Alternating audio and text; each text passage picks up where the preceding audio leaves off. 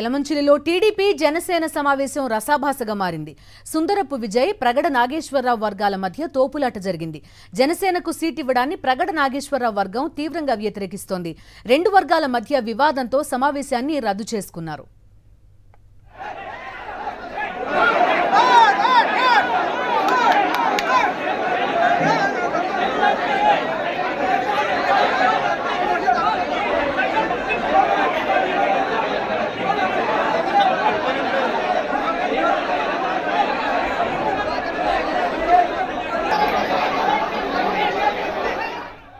పూర్తి వివరాలు అందిస్తారు మా కరెస్పాండెంట్ నాయుడు.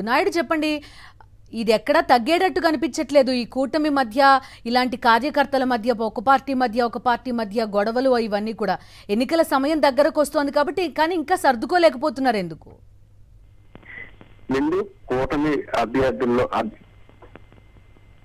కూటమి నేతలు ఈ రోజు యలమంచిలి నియోజకవర్గంలో సమన్వయ కమిటీ సమావేశాన్ని ఏర్పాటు చేశారు. యలమంచిలి నియోజకవర్గాన్ని జనసేన నేత సుందరపు విజయ్ కుమార్ కి కూటమి తరఫున సీటు కేటాయించారు. అయితే ఈ రోజు సమన్వయ కమిటీని ఏర్పాటు చేసి అన్ని పార్టీల నేతలను కూడా ఆహ్వానించారు. అయితే ఈ సమావేశానికి తెలుగుదేశం పార్టీ నాయకులు కూడా హాజరయ్యారు.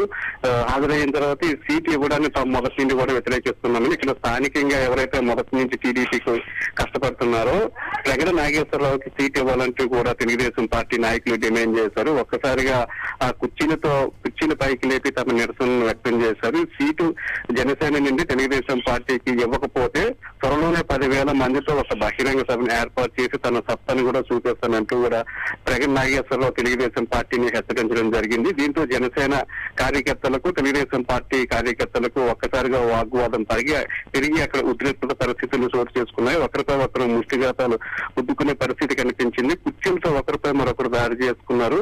ఆ పరిస్థితి చేయి దాటిపోవడంతోనే అక్కడున్న కొంతమంది నేతలు ఈ సమావేశాన్ని రద్దు చేస్తున్నట్లు ప్రకటించారు. మొదటి నుంచి కూడా యలమంచిలి నియోజకవర్గాన్ని జనసేన పార్టీకి ఇవ్వడాన్ని తెలుగుదేశం పార్టీ నాయకులు తీవ్రంగా వ్యతిరేకిస్తున్నారు. గత 4.5 ఏళ్ల నుండి తెలుగుదేశం పార్టీ కోసం ప్రగడ నాగేశ్వరరావు పనిచేస్తున్నారని, అటువంటి వ్యక్తిని కాకుండా జనసేన పార్టీకి ఏ విధంగా సీట్లు ఇస్తారంటూ కూడా వారు ప్రశ్నిస్తున్నారు. ఇప్పటికే చంద్రబాబు నాయుడు వైఖరిని నిరసిస్తూ తెలుగుదేశం పార్టీ నాయకులు తెలుగుదేశం పార్టీ కార్యాలయంలో ఫర్నిచర్ ని ధ్వంసం చేశారు. తెలుగుదేశం పార్టీ జెండాలను అలాగే పాంప్లెట్స్ ను కూడా తగలబెట్టారు. చంద్రబాబు నాయుడు తన నిర్ణయాన్ని పునఃసమీక్షించాలని కూడా డిమాండ్ చేస్తున్నారు. లేదంటే త్వరలోనే తెలుగుదేశం పార్టీకి రాజీనామా కూడా చేస్తామని హెచ్చరించారు. అయితే ఈ నేపథ్యంలోనే రెండు పార్టీల నేతల సమన్వయంలో భాగంగా యలమంచిలి నియోజకవర్గంలో సుందరపు విజయ్ కుమార్ సమన్వయ కమిటీని ఏర్పాటు చేసినప్పటికీ కూడా దానికి హాజరైన తెలుగుదేశం పార్టీ నాయకులు సుందరపు విజయ్ కుమార్ కి సీట్ ఇవ్వడానికి తీవ్రంగా వ్యతిరేకించారు. ఈ సీటు మొదటి నుంచి తెలుగుదేశం పార్టీ కాబట్టి తెలుగుదేశం పార్టీకి సీట్ ఇవ్వాలని కూడా వారంతా డిమాండ్ చేస్తున్నారు. మరోవైపు సుందరపు విజయ్ కుమార్ మీద తీవ్రమైన అవినీతి ఆరోపణలు ఉన్నాయని, అక్కడ స్థానికంగా ఉన్న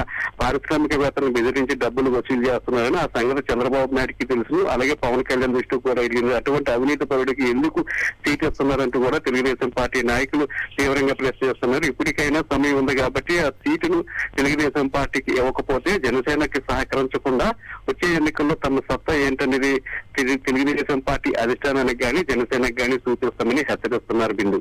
ఓకే నాయుడు, థ్యాంక్ యూ.